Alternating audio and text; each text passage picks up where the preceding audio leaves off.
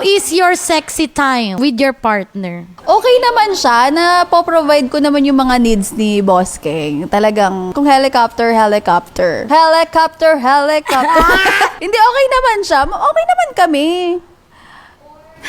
Mayroong sagot. Since honeymoon stage kami ni Kong, talagang bakbakan. Ay, grabe. Parang talagang wild. Nakikiusap na siyang tama na. So kung hindi ako pwede ngayon, Bawal talaga. iba na lang gagawin ko sa kanya. May alternative. Merong ano talaga, may galit siya, sister. Di ba may galit? Talagang, kala ko inihika na. Sa galit, day.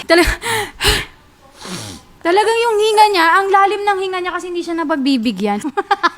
Pag hindi sila napapayagan, talagang nagagalit. Minsan lumalabas pa pumunta kila Burong. Kasi Hindi ko alam ba't ka magsusumbong kay Burong. Ang magagawa sa'yo ni Burong.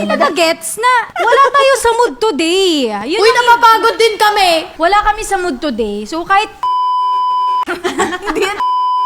Hindi yan.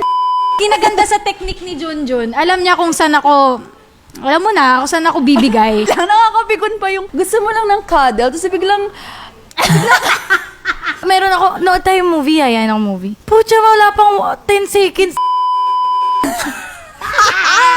Pero pag alam kong, anyari, hindi ko siya napagbigyan parang ngayong gabi, tapos the next day, tapos parang nagagalit na siya, yung medyo hindi na niya ako kinikibo-kibo. Ayun na, may isu-surprise na lang ako sa kanya.